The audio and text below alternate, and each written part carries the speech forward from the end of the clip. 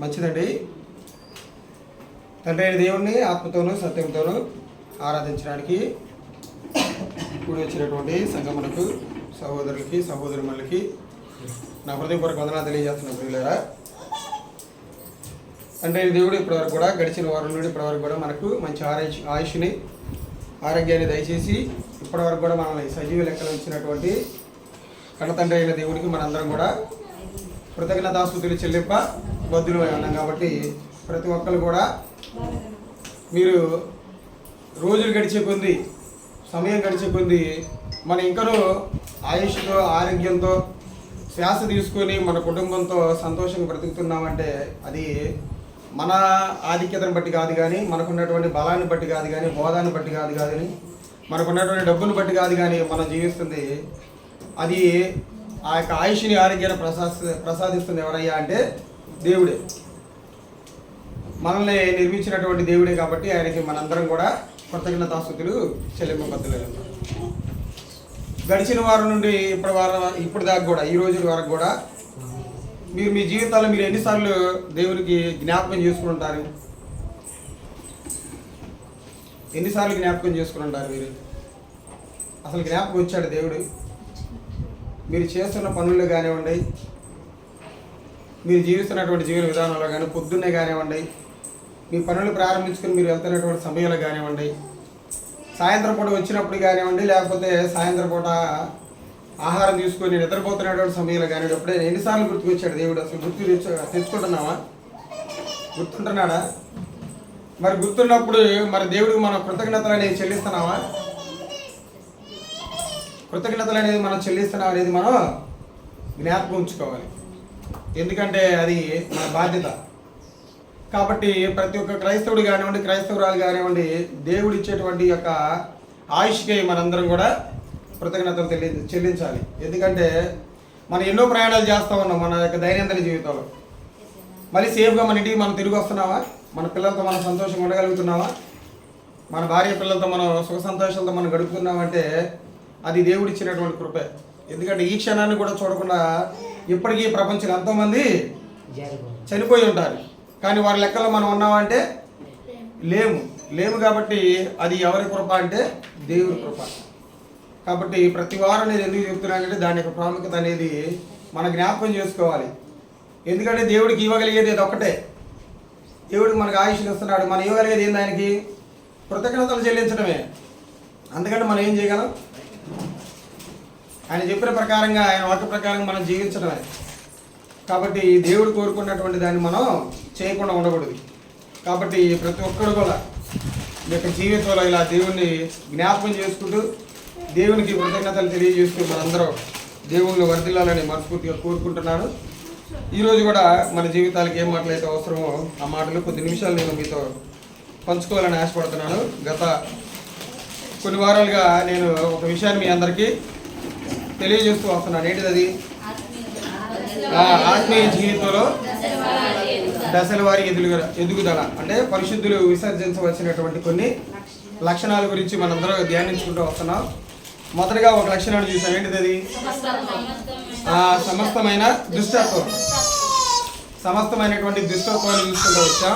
అసలు దుష్టుడు అంటే ఎవరు, అతనికి ఎలాంటి లక్షణాలు ఉంటాయి, ఆ దుష్టత్వాన్ని మనం కొనసాగించవచ్చా లేదా అనేది మనం నేర్చుకున్నాం. అలాగే రెండో లక్షణంగా మనం ఏం చూసుకున్నాం? వాటన్నింటి మనం ఏం చేయాలంటే మానుకోవాలి, విసర్జించాలి. ఏంటిదంట? సమస్తమైన కపటం. అసలు కపటం అంటే ఏంటి, అతను ఎలా ఉంటాడు, కపటం కలిగి జీవించడం వల్ల అతనికి వచ్చినటువంటి ఫలితం ఏంటి అనేది కూడా మనందరమే చూసాం. అలాగే మూడో లక్షణంగా ఏం చూసుకున్నాం అంటే మనం వేషధారణ వేసుకున్నటువంటి వ్యక్తి ఆయన గురించి తెలుసుకున్న ఎలా ఉంటాడు? ఆయన పైన భక్తి పరులాగే ఉంటారు, లోపల పాపాన్ని కలిగి పాప క్రియలు కలిగి పాప ఆలోచనలు కలిగి జీవిస్తూ ఉంటారు. అలాంటి లక్షణాలు కలిగినటువంటి వ్యక్తుల గురించి కూడా మనం చూసాం. కాబట్టి ఆ వేషధారణ కూడా మనం ఏం చేయాలంటే విసర్జించాలి. నాలుగోదిగా ఏమో చూసాం మనం? అసూయ కలిగి మనం జీవించకూడదు.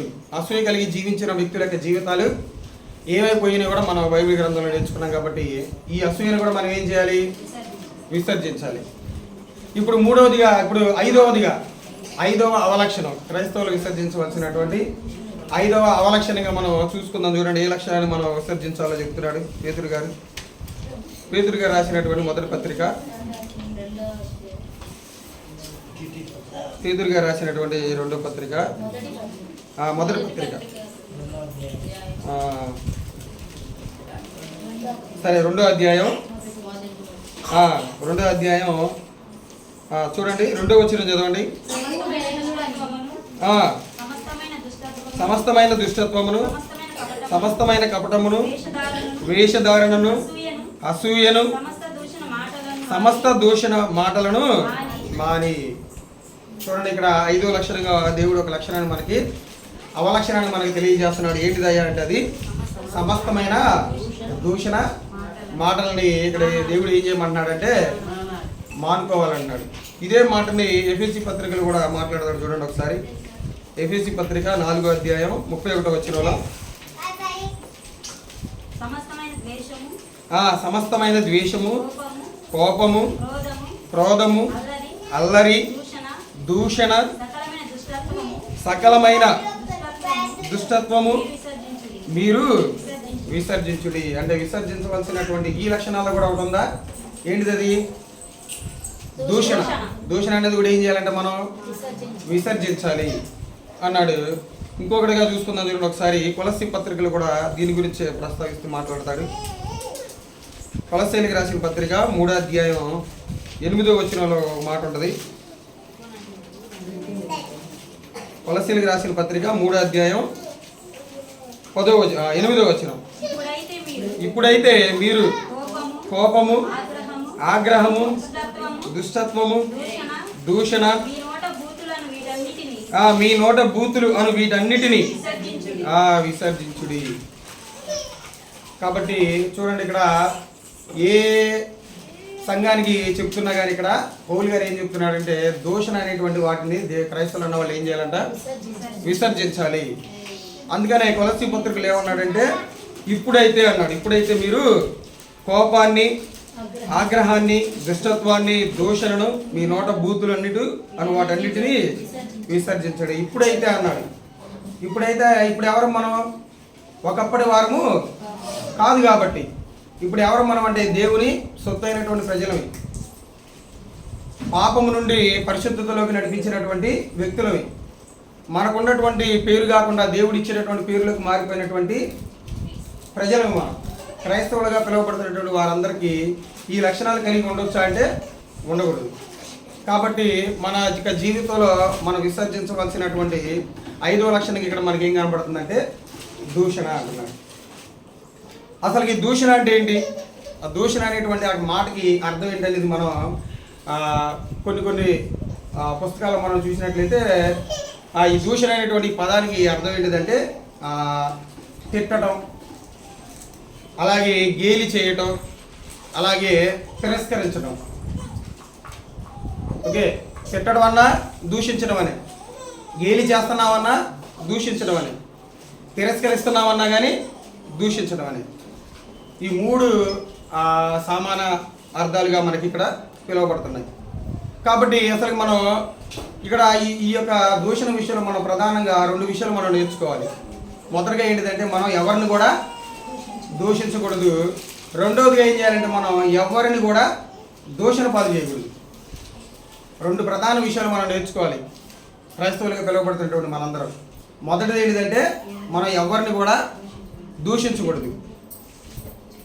ఎవరిని కూడా, అది చిన్నవాళ్ళ నుంచి పెద్దవాళ్ళ వరకు కూడా ఎవరిని దూషించకూడదు. రెండోది ఏంటిది? మనం ఎవరిని కూడా దూషణ పాలు చేయకూడదు. ఈ 2 మనం చేయకుండా మన యొక్క భక్తి జీవితాన్ని మనం కొనసాగిస్తూ ఉండాలి. ఇలా మనం దూషించుకుంటూ వస్తే మనకు వచ్చేటువంటి ఇలా ఒకవేళ మనం దూషించుకుంటూ వెళ్తున్నాం అనుకోండి, అలా వెళ్తున్నటువంటి క్రమంలో మనకి వచ్చేటువంటి ఆపద ఏంటిది అంటే ఇలా దూషించుకుంటూ వస్తే మనకి కొన్ని చేరువయ్యే ఉన్నాయి, కొన్ని దూరం అయ్యేటువంటిది సమస్య కూడా ఉంది. ఇలా మన జీవితంలో ఒకవేళ దూషణనే మనం కొనసాగించుకుంటూ వెళ్ళామనుకోండి, మన జీవితంలో మనకు వచ్చి కొన్ని లాస్ అయ్యి ఉంటుంది, ఒకదానికి మనం చేరువయ్యేటువంటి విధానం కూడా ఉంటుంది. చూడండి ఒకసారి దేనికి మనం దూరం అవుతాం, దేనికి చేరువవుతాము. పేతురు గారు మాట్లాడుతున్నాడు చూడండి, మొదటి పేతురు పత్రికలోనే 3వ అధ్యాయంలో ఒక మాట ఉంటుంది. పేతురు రాసిన పత్రిక 3వ అధ్యాయం 9వ వచనంలో ఆశీర్వాదమునకు వారసులగుటకు మీరు పిలువబడితిరి గనుక కీడుకు ప్రతి కీడైనను దూషణకు ప్రతి దూషణైనను చేయక దీవించుడి. ఆశీర్వాదానికి వారసులు అవడానికి మనం పిలువబడ్డాం మనందరమే పిలువబడ్డాం. లోకం నుంచి మన సంఘంలోని పిలువబడినటువంటి మనందరికీ ఒక ఆశీర్వాదం ఉన్నది. ఏంటిది ఆశీర్వాదం? మనందరికీ తెలుసు, క్రీస్తునందు ఆశీర్వాదాలు. లోకం నుంచి దేవుళ్ళకి రావడమే ఒక ఆశీర్వాదం. దేవుడు ఇచ్చేటువంటి రక్షణకి పాత్రలు కావడమే ఒక ఆశీర్వాదం. లోకంలో దొంగగా, వ్యభిచారిగా, రకరకాలైనటువంటి దేవునికి నచ్చినటువంటి లక్షణాలు కలిగి జీవిస్తూ సంఘంలోనికి రావటమే, పరిశుద్ధుడు అనేటువంటి పేరు పెట్టుకొని సంఘంలోకి రావటమే ఒక ఆశీర్వాదం క్రైస్తవుడికి. అలాగే నీకున్నటువంటి పేరుని పెట్టి కాకుండా క్రైస్తవుడు అనేటువంటి పేరు పెట్టి పిలవటానే ఒక ఆశీర్వాదం. దీనికన్నా ఆశీర్వాదం ఏముంది? కాబట్టి ఈ ఆశీర్వాదం కోసం వచ్చినటువంటి మనందరం, అలా జీవిస్తున్నటువంటి మనందరం ఏం చేయకూడదు అన్నాడు? దూషణకి ఏం చేయకూడదు అన్నాడు? ప్రతి దూషణ చేయకూడదు. కీడుకి ఏం చేయకూడదు? మనం ప్రతి కీడు చేయకూడదు. ఇలా మనం దూషణ చేసుకుంటానే పోయామనుకోండి, ఇలా దూషణ మనం చేసుకుంటానే పోయామనుకోండి, చివరికి మనం చనిపోయిన తర్వాత మనం ఎక్కడికి వెళ్తాం? మనం నరకానికే కదా వెళ్ళేది. ఇదే నరకమే కదా మనల్ని చెరువు చేసి. ఈ దూషణ అనేది మనం కంటిన్యూ చేసుకుంటూ వెళ్ళామనుకోండి, మారకుండా మనం ఎక్కడికి వెళ్ళిపోతామంటే మనం చనిపోయిన తర్వాత నరకానికి వెళ్ళిపోయేటువంటి అవకాశం ఉంటుంది. కాబట్టి ఇప్పుడు కాబట్టి మనకు తెలిసింది కాబట్టి మనం ఏం చేయాలంటే, ఎవరినైనా కానీ ఎవరైనా కానీ మనం దూషించినప్పుడు మనం ఏం చేయకూడదు? బదులు దూషించకూడదు. వింటున్నారా? డిస్టర్బెన్స్గా ఉంది. చూడండి, దూషణకు మనం ఏం చేయకూడదు? ప్రతి దూషణ చేయకూడదు. కీడుకి మనం ఏం చేయకూడదు అంటే ప్రతి కీడు చేయకూడదు. పరిశుద్ధులుగా మనం పిలబడుతున్నప్పుడు ఎప్పుడు మనం దూషించడానికి అవకాశం ఉంటుంది? పరిశుద్ధులుగా మనం పిలబడుతున్నప్పుడు, క్రైస్తవులుగా మనం పిలబడుతున్నప్పుడు ఎప్పుడు మనం దూషించడానికి అవకాశం ఉంటుందంటే ఇతరులు మనం దూషించినప్పుడేగా. ఇతరులు మనం దూషించినప్పుడు మనం దూషించడానికి అవకాశం ఉంటుంది. ఇలా దూషిస్తూ వచ్చామనుకోండి, మనం ఏం కోల్పోతామంటే సంఘంలో ఆశీర్వాదం అనేది కోల్పోతాం. కాబట్టి ఇంకొక మాట అన్నాడు చూడండి, ఈ యొక్క దూషణ గురించే కొరింథీ పత్రికలో కొంచెం గట్టిగా మాట్లాడతాడు పౌలు గారు. కొరింథీయులకు రాసినటువంటి మొదటి పత్రిక 6వ అధ్యాయం 10వ వచనంలో,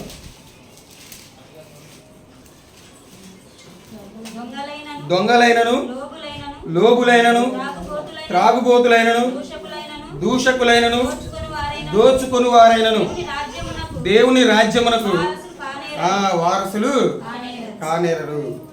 ఇలా దేవుళ్ళను కొనసాగుతా, సంఘంలో కొనసాగుతా నీ పాత జీవితాన్ని నువ్వు మానుకోకుండా, నీ దూషణ మాటలతో ఇంకా నువ్వు కొనసాగించుకుంటా వచ్చావంటే నువ్వు ఇంకా దేవుని రాజ్యాన్ని స్వతంత్రించుకోలేదు. ఇంకా నువ్వు సంఘంలోనికి రాలేదు. పరిపూర్ణంగా నువ్వు సంఘంలోనికి రానట్టే. దేవుడు ఇచ్చేటువంటి ఆశీర్వాదాన్ని నువ్వు పోగొట్టుకున్నట్టే. కాబట్టి దేవుడు ఇచ్చేటువంటి ఆశీర్వాదాన్ని నువ్వు కొనసాగించాలంటే, దేవుడు ఇచ్చేటటువంటి ఆ యొక్క ఆశీర్వాదాన్ని నువ్వు కొనసాగించుకోవాలని నువ్వు ఏం చేయాలంటే ఈ యొక్క దూషణ మాటలు అనేవి నువ్వు మానుకోవాలి. కాబట్టి మీరు మానుకుంటున్నారా? దూషణ మాటలు మీరు మాట్లాడుతున్నారనేది ఒకసారి మీరు జ్ఞాపకం చేసుకోండి. దూషిస్తున్నామా మనం అనేది మీరు ఒకళ్ళొకరు ప్రశ్న వేసుకోండి ఇంటి దగ్గర. ఎందుకంటే మేము ఉండంగా, మా ఆయన దగ్గర మీరు ఉంటాం, మీ ఇంటి దగ్గర మేము ఉంటాం. కాబట్టి ఎవరు ఎలా మాట్లాడుతున్నారు అనేది ఎవరికి తెలిసింది? మీ ఇంటి పక్కన వాళ్ళకి తెలిసింది వీళ్ళు ఎలా మాట్లాడుతున్నారు అనేది. వీళ్ళు పద్ధతిగా మాట్లాడుతున్నారా?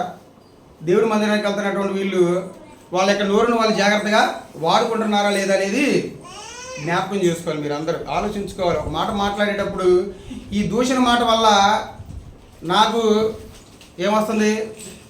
ఒక నింద వస్తుంది. నాకన్నా నేను నమ్ముకున్న దేవుడికి ఇంకా నింద వస్తుంది, ఇంకా నిందల పాలవుతున్నాడు అనేటువంటి మాటను మనందరం కూడా దృష్టిలో ఉంచుకోవాలి. కాకపోతే మనకేంటంటే మన చుట్టూ తిరుగుతున్నటువంటి, మన చుట్టూ ఉన్నటువంటి మన సంఘంలో సహోదరులు మన పక్కన లేనప్పుడు ఏమైపోతామంటే మనం నోరు జారేటువంటి అవకాశం ఉంటుంది. కాబట్టి మన సహోదరులు మన పక్కన ఉన్నా, మన పక్కన లేకపోయినా కానీ, మనం ఒంటరిగా ఉన్నా కానీ, కొన్ని సందర్భాలు వచ్చినప్పుడు కానీ మనల్ని మనం సెల్ఫ్ కంట్రోల్ చేసుకుంటూ ఈ దూషణ మాటలని మనం ఏం చేయాలంటే మానుకోవాలి. బేసికల్గా ఇంకా మనకు తెలియదు, ఇంకా మనం పాత నిబంధనల కింద ఉన్నట్టయితే దేవుడు పెట్టినటువంటి ఆ యొక్క నియమాలకు ఇప్పటికి కూడా మనకు కంటిన్యూ అవుతున్నట్టయితే మనం ఎప్పుడో చనిపోయాం తెలుసా. కొత్త నిబంధన దేవుడు మనకి ఇవ్వటం వల్ల మనం ఎంతో బ్రతికిపోయాం ఎప్పటికీ.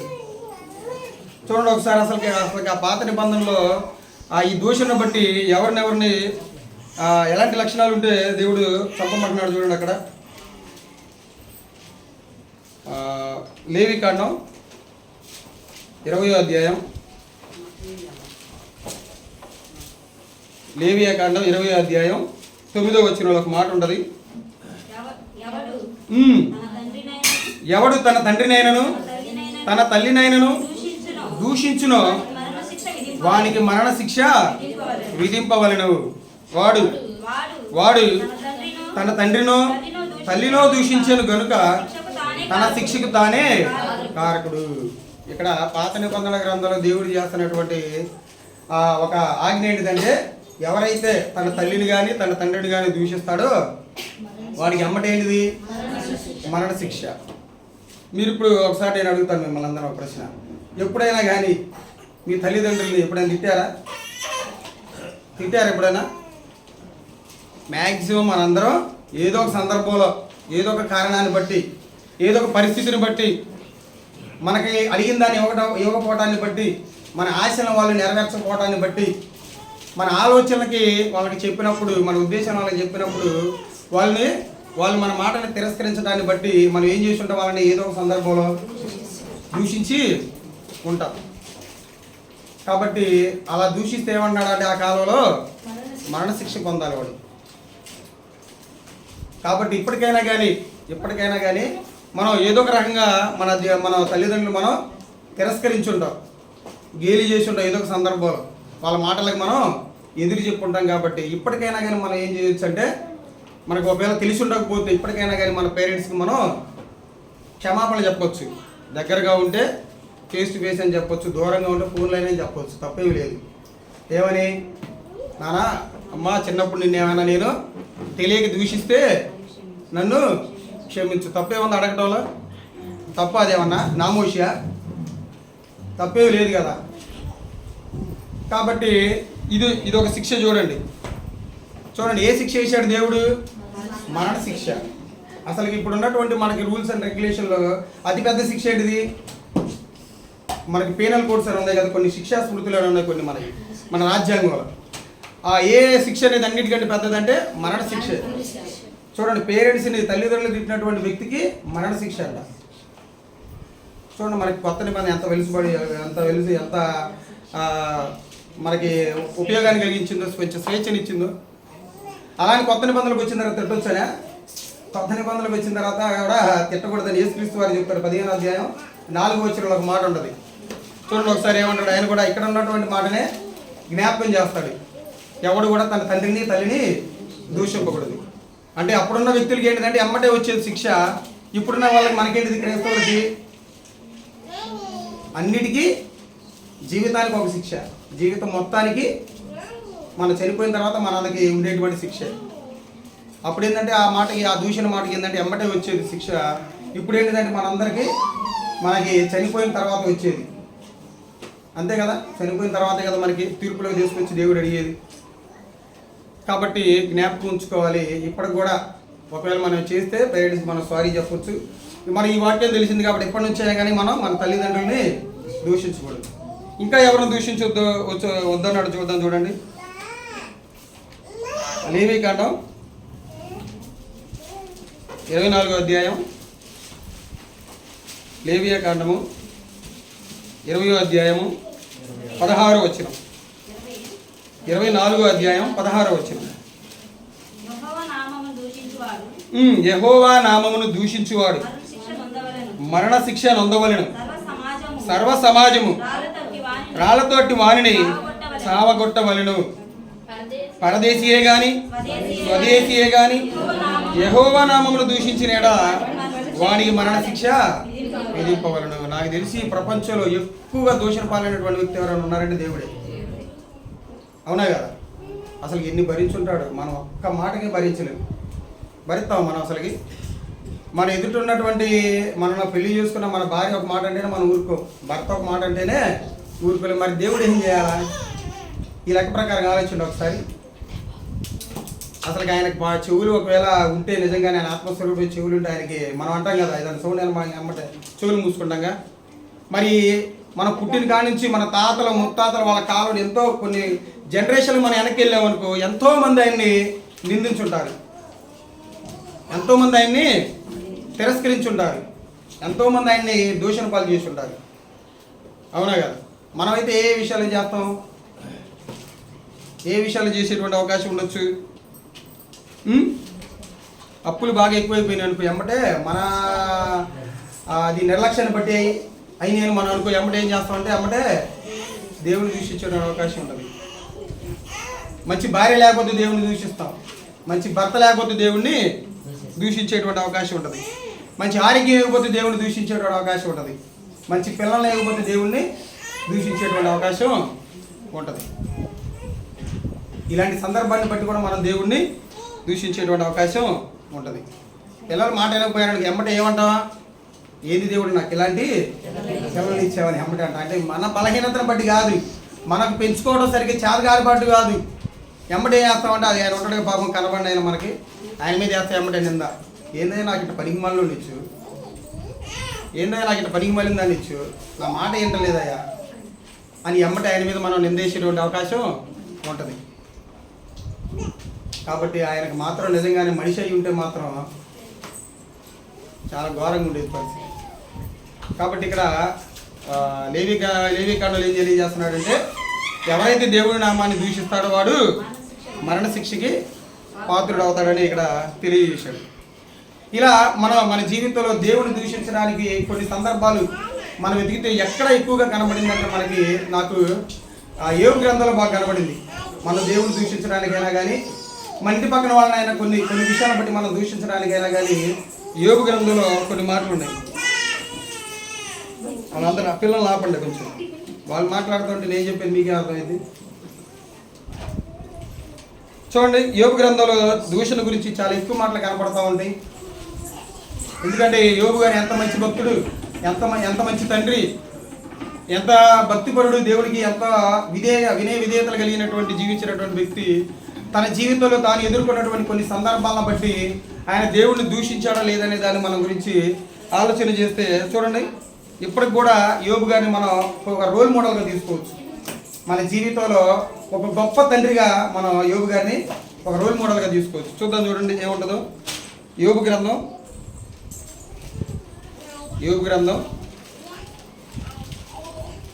1వ అధ్యాయం 5వ వచనంలో ఒక మాట ఉండదు చూడండమ్మా.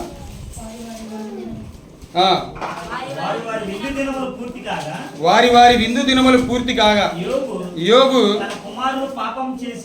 తన కుమారులు పాపం చేసి తమ హృదయములో దేవుణ్ణి దూషించిరేమో అని వారిని పిలువనంపించి వారిని పవిత్రపరిచి అరుణోదయమును లేచి వారిలో ఒక్కొక్కరి నిమిత్తము దహన బలి అర్పించుచు వచ్చెను.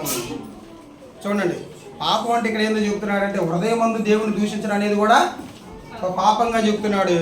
కాబట్టి హృదయంలో దూషించారేమని తన కుమార్తెల నిమిత్తం అతను ఏం చేసుకుంటా వచ్చాడు? బలి అర్పించుకుంటా వచ్చాడు. కానీ మన పిల్లలు అయితే మనం ఏం చూస్తామండి? మన పిల్లలు మనం ఏం చూస్తాం? తల్లి అయితే ఏం చూసిద్ది? పిల్లలు ఏం చూసిద్ది అంటారు పెద్దవాళ్ళు? తల్లి అయితే కడుపుని చూసిద్ది అంట. అవునా కదా? ఏమంటారు? ఏం చూసిద్దంట? కడుపు చూసిద్దంట. ఏంటిది? పొద్దున్న టిఫను, మధ్యాహ్నం అన్నం, ఓకేనా, సాయంత్రం స్నాక్స్, రాత్రి ఫుల్ మీల్స్. అదేగా వాడికి పెట్టాలి, అదే వాళ్ళు చూసేది. ఇంకా వాడికి కావాల్సినటువంటి అవసరతలు, వాడికి ఫీజులు కట్టేయటం, వాడిని విహారయాత్రలు తీసుకుపోవటం, వాడికి నచ్చిని కొనియటం, ఇవన్నీ చూస్తాం. కానీ అసలు ఈ యొక్క యోబు గారు చూసినటువంటి విధానంలో చూస్తాం మనం మన పిల్లల్ని. అందుకేనండి ఏమంటారు వాళ్ళని, అలాంటి వాళ్ళని మహానుభావులు అంటారు. అలాంటి వాళ్ళని ఊరకే రారు మహానుభావులు, ఊరకే కారు మహానుభావులు. చూడండి, అసలు పుట్టినటువంటి పిల్లలు ఏమంటున్నారంట? పుట్టినటువంటి పిల్లలు వాళ్ళ హృదయంలోనైనా దూషించారేమోనని వాళ్ళ నిమిత్తం ఏం చేసుకుంటూ వచ్చాడంటే బలులు అర్పించుకుంటూ వచ్చాడు. వారి కోసం దినదినమున బలులు అర్పించుకుంటూ వచ్చాడు. వాళ్ళ నిమిత్తం ప్రార్థనలు కూడా ఆయన చేశాడు. ఇలాంటి తండ్రులు కనపడుతున్నారండి అసలుకి మనకు లోకంలో. పిల్లలకి వాడి అవసరతలు తీర్చే వీళ్ళ తల్లిదండ్రులు కనపడుతున్నారు, కానీ అసలు దేవుడి పట్ల వాడు ఒక విధానం, ఒక ఐడియా కలిగి ఉన్నాడని ఏ తల్లిదండ్రులు కూడా ఆలోచించట్లా. అసలు దేవుడి గురించి వీడికి తెలియజేద్దామా, చెబుదామా, ఒకవేళ వీడు దేవుడికి వ్యతిరేకంగా ఏమైనా బ్రతుకుతున్నాడు అనేటువంటి ఆలోచన ఏ తల్లిదండ్రులు కూడా తన పిల్లల పట్ల బాధ్యత రహితంగా ఉంటున్నారు, కానీ బాధ్యతయుతంగా లేదు ఈ ఒక్క విషయంలో దేవుడి విషయం. మిగతా లోకానుసారమైనటువంటి విషయాల్లో మాత్రం ముందుగానే ఉంటున్నారు, అప్పులు చేసినా కానీ దేవునికి సంబంధించినటువంటి విషయాలు మాత్రం ఎవరు కూడా పట్టించుకోరు. కానీ చూడండి, యోబు గారు ఎంత గొప్ప తండ్రి. తన పిల్లలు దూషించారేమో అనుకొని దేవుడికి మళ్ళీ ఆయన కోపం తెప్పిస్తారేమో అనుకుని వాళ్ళ నిమిత్తం బలులు అర్పించుకుంటూ వచ్చాడు. కాబట్టి దేనిని పాపం అనాలి, నేను ఇక్కడ మనకి క్లూ వచ్చిందంటే దేనిని బట్టి దేవుని దూషించడానికి కూడా పాపం అన్నాడు. అలాంటి దూషణ మాటలు తన పిల్లలు చేసి ఉంటారేమో అని వాళ్ళ నిమిత్తం బలులు అర్పించుకుంటూ వచ్చాడు. అసలు ఈ గ్రంథంలో సాతాను ఎంటర్ అవ్వడానికి కూడా కారణం ఏంటో తెలుసా మనకి? దేనికి అసలు ఎంటర్ అయింది? దేనికి ఎంటర్ అయిందంటే వాడి యొక్క పాయింట్ ఆఫ్ వ్యూ ఏంటంటే, ఎవరైనా కానీ దేవుని నమ్ముకున్న వ్యక్తులు ఎవరైనా కానీ వాళ్ళు ఏం చేయాలో తెలుసా? దేవుని దూషించి ఏమి రావాలి, లోకంలో కలిసిపోవాలని వాడి ఆశ. ఎవడాశ? సాతాను గడి ఆశ. అక్కడే కదా ఇప్పుడు వచ్చిన తర్వాత మొత్తం అదే కదా చేసేది. ఇప్పుడు సాతాను ప్రేరేపణ బట్టి ఆ యోబు గారికి కలిగినటువంటి కొన్ని విధానాల్లో ఆయన జయించుకుంటూనే వస్తాడు. అవునా కదా? సాతాను గడి యొక్క మెయిన్ థీమ్ ఏంటిదంటే దేవుడి నుంచి మనిషి ఏమైపోవాలి, దూరం అయిపోవాలి. కానీ దేవుడి ఉద్దేశం ఏంటిది? దేవుడు వాళ్ళ యొక్క జీవితాన్ని బట్టి మారిపోకుండా సాతాన్ని గెలిపించే వ్యక్తులుగా ఉండకుండా తనను గెలిపించే వ్యక్తులుగా దేవుడు కావాలని కోరుకుంటున్నాడు. కానీ వీడి బాధ ఏంటిదంటే, మీరు దేవుడి నుంచి దూరం అయిపోండి అని వీడి బాధ. దేవుడి బాధ ఏంటిది? ఒకవేళ దూరం అయిపోతారేమో అని ఆయన బాధ. ఇప్పుడు ఎవరు గెలిచారు ఈ యొక్క పందెంలో అంటే యోబు గారు గెలుస్తారు. అవునా కదా? చూడండి ఒకసారి 2వ అధ్యాయం 5వ వచనంలో కూడా ఒక మాట ఉంటుంది. 2వ అధ్యాయం 5వ వచనంలో ఇంకొకసారి నీవు చేయి చాపి అతని ఎముకను అతని దేహమును మొత్తిన ఎడల అతడు నీ ముఖము ఎదుటనే దూషించి నిన్ను విడిచి పోవును. చూడండి, ఆయన శరీరాన్ని, ఆయన ఎముకను ముట్టుకోవాలి ఏమైపోతారంట? ఆయన దూషించి నిన్ను దూరం చేసుకుంటూ వెళ్ళిపోతారంట. సో అంటే యాక్చువల్గా నేను ఒకటి అడుగుతున్నాను, ఒక వ్యక్తిని మనం నిండుగా ఎప్పుడు దూషించాలనుకుంటామండి? నిండుగా ఒక వ్యక్తిని ఎప్పుడు దూషించాలనుకుంటాం మనం? అతనితో ఇంకా మనం తెగదింపులు తెంపుకొని డిసైడ్ అయినప్పుడు ఏం చేస్తారంటే వచ్చి వారి యొక్క మాటలతో బాణాలు వదులుతూ ఉంటారు మనుషుల మీదకి. అసలు ఆ మాట అనొచ్చు అనకూడదు, ఆ మాటలు తగ్గ ఆ మాటలైనటువంటి స్థాయిలు ఉన్నారు లేదని కూడా ఎవరు కూడా దూషించేవారు అన్న స్థాయిలో ఉండరు. వాళ్ళకు వచ్చినటువంటి మాటల ప్రకారంగా రకరకాలైనటువంటి భాషలతో లోకంలో ఉపయోగించేటువంటి ఆ యొక్క పదజాలంతో ఏం చేస్తూ ఉంటారంటే ఎలా పడితే వాళ్ళని ఏం చేసుకుంటూ వస్తారు, దూషించుకుంటూ వస్తారు. ఎలా పడితే అలా దూషించుకుంటూ వస్తారు. అసలుకి ఆ దూషణ మాటల ద్వారా అతను ఏమైపోతాడో కూడా తెలియదు. అందుకే దేవుడు ఈ యొక్క దూషణ అనేటువంటి మాటని విసర్జించమని చెప్పాడు. అసలు ఒక వ్యక్తి దూషిస్తే అతని పరిస్థితి ఏమైపోద్ది తెలుసా? ఏమైపోద్ది అన్నాడు చూడండి ఒకసారి కీర్తనల గ్రంథం 42వ అధ్యాయంలో ఏమన్నాడు చూడండి.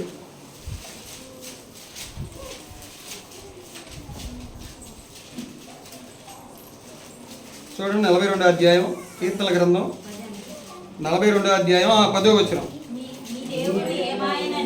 నీ దేవుడు ఏమాయనని నా శత్రువులు దినమెల్లా అడుగుచున్నారు, వారు తమ దూషణల చేత నా ఎముకలు విరుచుతున్నారు. అంటే ఒక వ్యక్తి ఇంకో వ్యక్తి దూషిస్తున్నాడంటే అతని ఎముకలు ఏం చేసినట్టు?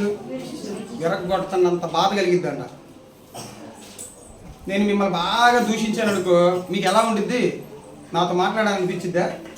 నాతో సావాసం చేయాలని అనిపించిద్దా? నాతో మీరు కొనసాగుతారా? కొనసాగరు. కానీ ఒక వ్యక్తిని అంట దూషిస్తేనంట అతని ఎముకలు విరిచేసినంత పాతకానికి మనం గురి చేసినట్టంట అతన్ని. యాక్చువల్గా సాధారణంగా నన్ను తీసుకోండి, నేను ఒక వ్యక్తిని యొక్క ఎముకలు ఎరగదీశాను అనుకో, చట్ట ప్రకారంగా నన్ను ఏం చేస్తారు? జైల్లో వేస్తారు. అవునా కదా? చట్ట ప్రకారం ఏం చేస్తారంటే జైల్లో వేస్తారు. కానీ అంత స్థాయిలోకి తీసుకుపోయేటువంటి దూషణ మాటలు మనం మాట్లాడుతూ ఉంటే వాడి ఎముకలు ఎరిగేసినంత బాధ కలిగిస్తూ ఉంటాం మనం. అవునా కదా? అంతే అంటారు చాలామంది. అంటారు ఏమంటారు? నరం లేని నేలక ఇటుపడితట్టు తిరిగిద్ది అంటాం అని. ఇటుపడితట్టు తిప్పుతాం, అది ఇటుపడితట్టు తిరిగిద్ది. నీ దగ్గర నుంచి ఒక సహోదరుని కానివ్వండి, ఒక సహోదరి మణి కానివ్వండి, నేను దూరం చేసుకునే అవకాశం నీకు వస్తుంది. దేని ద్వారా అంటే దూషణ మాటల ద్వారా. ఇలా దూషణ మాటలు దూషించుకుంటూ నువ్వు సహోదరులను దూరం చేసుకోవడం ముఖ్యమా? వారికి ఆ దూషణ మాటలు మాట్లాడకుండా వాళ్ళకి మంచిగా చెప్పుకుంటూ, మంచి మాటలు చెప్పుకుంటూ సంఘాలు కొనసాగించుకోవడం మంచిదే? దూషణ ద్వారా ఏమైపోతున్నారు సహోదరులు? వాళ్ళ ఎముకలు ఎరగొట్టి ఏమైపోతారంటే దూరం అయిపోతారు. అది నీకు మంచిదా? అది ఎవరి ఎడల మంచిది కాదు. సంఘంలో ఉన్నటువంటి వ్యక్తుల ఎడల మంచిది కాదు. మన ఇరుగు పొరుగు వారి ఎడల కూడా అది మంచి విధానం అనేదే కాదు. కాబట్టి దూషణ పాలైనటువంటి వ్యక్తి ఏమైపోతాడో తెలుసా? ఒకవేళ మనం తిట్టామనుకో ఒక వ్యక్తిని బాగా, ఏమైపోతాడో తెలుసా? ఎలా ఆలోచిస్తాడంటే చెప్తున్నాడు చూడండి. ఇంకో మాట కూడా ఉంటుంది. అతని యొక్క విధానం ఎలా ఉండిద్ది? దూషణ పాలైనటువంటి వ్యక్తి ఎలా ఉంటాడో యెషయా గ్రంథంలో ఒక మాట ఉంటుంది చూడండి. యెషయా గ్రంథం 51వ అధ్యాయం 7వ వచనంలో,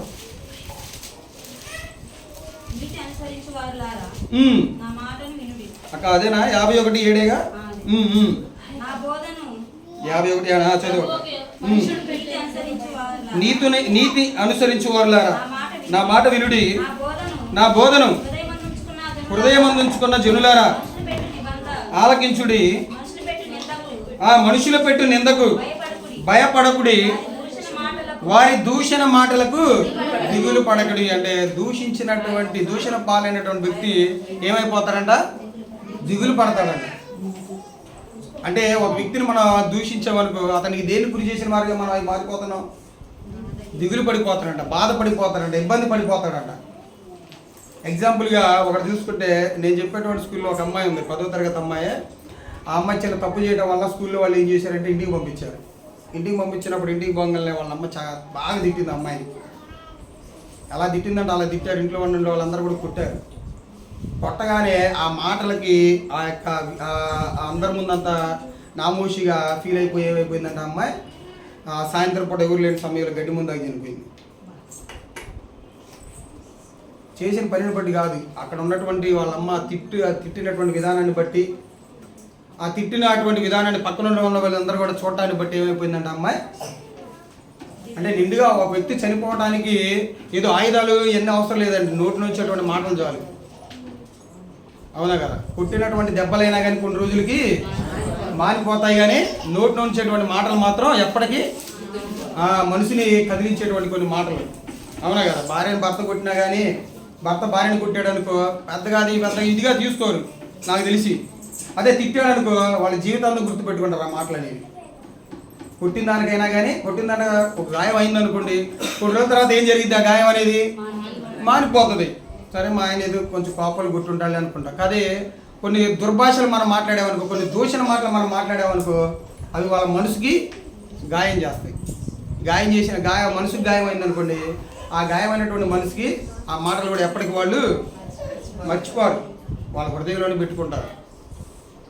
కాబట్టి అలా ఇతరులకు దిగులు పడేంత విధంగా, ఇతరులకు మరణానికి చేరువయ్యేంత విధంగా మన మాటలు అనేవి ఉండకూడదు. ఏమని చెప్తున్నాడు ఇక్కడ యెషయా ప్రవక్త గారు? దిగులు పడతాడంట. మనుషులు పెట్టు నిందకు భయపడకుడి, వారి మాటలకు దిగులు పడకుడి. అంటే దూషణ మాటలకు దిగులు పడేటువంటి అవకాశం ఉంటుంది. కాబట్టి మనం ఎవరం కూడా ఇతరులను దూషించి వాళ్ళని దిగులు పడి వాళ్ళు చనిపోయేటువంటి స్థితికి కూడా మనం తీసుకురాకూడదు. కాబట్టి ఇంకా మనం ముందుకెళ్తే ఒక 4 సందర్భాలను బట్టి మనం ఆలోచిస్తే దేవుని ఏ సందర్భాలను బట్టి మనం దూషించవచ్చు. దేవుణ్ణి కానివ్వండి, లేకపోతే మన ఇంటి పక్కన ఉన్నటువంటి వ్యక్తులు కానివ్వండి. కొన్ని సందర్భాలు వచ్చినప్పుడు యోబు గారి జీవితాన్ని మనం ఆలోచన చేస్తే ఒక 4 సమస్యలు మనం ముందు పెడతాడు. ఈ 4 సమస్యలు మన జీవితంలో వస్తే మనకు వచ్చినాయి అనుకోండి, మనం దూషిస్తామేమో కానీ యోబు గారు మాత్రం దూషించారు. మొదటిగా యోబు గారికి ఏం చేయడం జరిగింది? సాతాను వచ్చి తనకున్నటువంటి ఆస్తి మొత్తం తీసేసేసరికి మనం ఒకసారి ఆలోచించాం. మన జీవితాల్లో కూడా ఇద్దరు కొడుకులు ఉన్నారు, ఇద్దరికి పెళ్ళైంది, కోడళ్ళు వచ్చారు. కోడలు వచ్చిన తర్వాత కొన్ని రోజులు గడిచిన తర్వాత ఆర్థిక సంబంధమైనటువంటి కొన్ని సమస్యలు వచ్చినప్పుడు వీళ్ళు ఎవరు ప్రశ్నిస్తారు? వీళ్ళ నలుగురు కలిసి వాళ్ళ తండ్రిని ప్రశ్నిస్తారు. ఏమని? నువ్వేం చేసావు మాకు, ఏ సంపాదించి పెట్టావు మాకు అని. ఎప్పుడైనా ఏదైనా డబ్బు విషయంలో లోటు వచ్చింది అనుకోండి, ఆ విషయంలో ఏమి పడతారంటే అక్కడ దూషణ జరిగిద్ది, గొడవ జరిగిద్ది, రకరకాలైనటువంటి మాటలతో దూషించుకుంటా వాళ్ళు ఏం చేసుకుంటారంటే ఒకరికొకళ్ళు ఎడమవుతూ ఉంటారు. ఆస్తి విషయంలో పెడతాడు సాతాను గాడి. కానీ అక్కడ మనమైతే ఓడిపోవచ్చావు, కానీ అక్కడ యోబు గారు గెలిచాడా లేదా? గెలిచాడు. కాబట్టి ఇంకో రెండో సందర్భంలో ఇంకేం కనబడింది? తర్వాత ఏం చేస్తాడు? సాతాను గురించి తన పిల్లల మీద, పిల్లలు చనిపోతారు. పిల్లలు చనిపోయినప్పుడు కూడా ఆయన దూషిస్తాడంటే దూషిడు. మన పిల్లల ఇదవటం కాదు, మన పిల్లలకి జ్వరం వచ్చినా కానీ దేవుని మనం దూషించేటువంటి దరిద్రులు ఉన్నారు సమాజంలో చాలామంది. అవునా కదా? ప్రపంచంలో ఎవరికి రావండి బలహీనతలు? చిన్నపిల్లలు జ్వరం రాని వాళ్ళు ఎవరు? ఒళ్ళు కాలనోడు ఎవరు? ఇంజక్షన్ చేయించుకునే వాళ్ళు ఎవరు? ప్రపంచంలో ధనవంతులైనటువంటి పిల్లలకు కూడా ఏమొస్తాయి?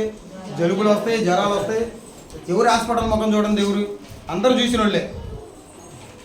అవునా కదా? ఒళ్ళు కాలని వాడేవాడు, ముక్కు చేతన వాడేవాడు. ప్రపంచంలో ఎన్ని కోట్ల ఆస్తులు ఉన్నటువంటి వ్యక్తులకు కూడా ఏం జరుగుతుంది అంటే హాస్పిటల్ పాలైపోతాడు కన్ఫామ్గా.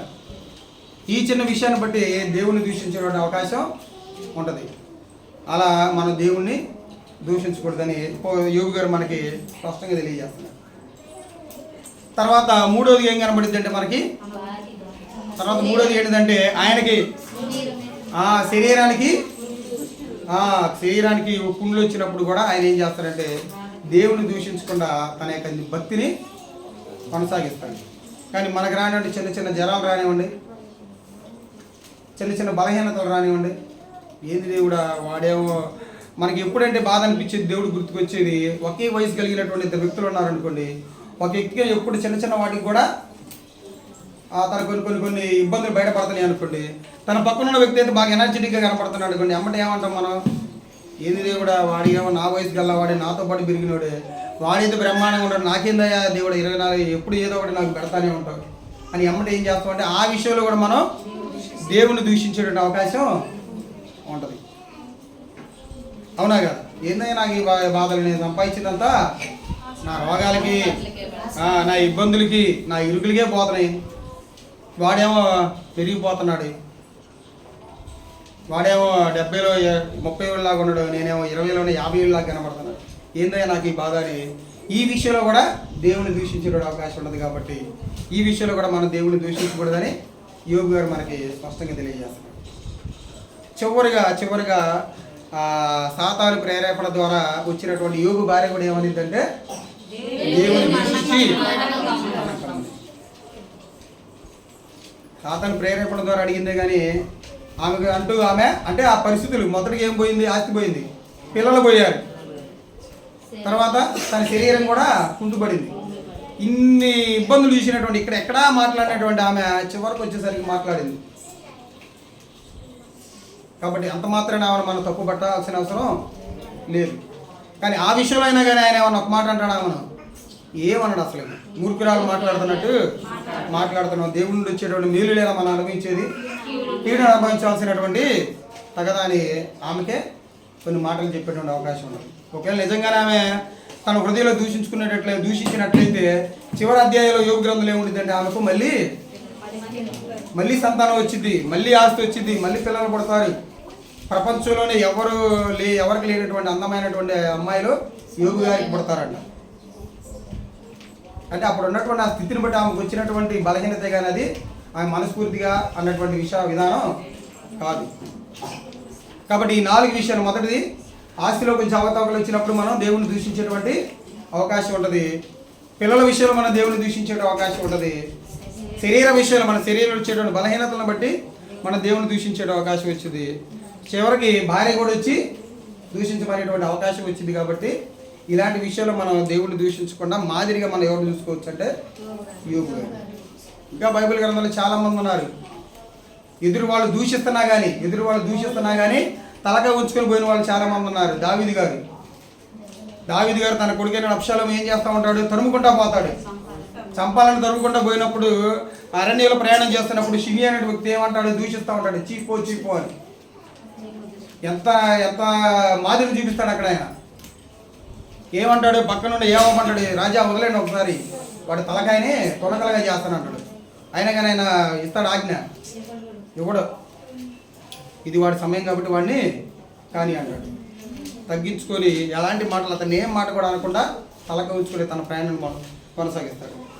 అలాగే లోకరక్షకుడు అయినటువంటి యేసుక్రీస్తు వారు కూడా ఆయన దూషింపబడి బదులు దూషింపలేదంట.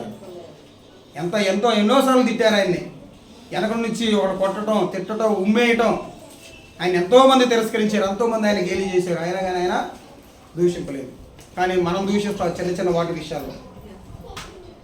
మనం గేలి చేస్తాం దేవుణ్ణి, మనం తిరస్కరిస్తాం మన యొక్క విధానాన్ని బట్టి, మన నోటి మాటలను బట్టి.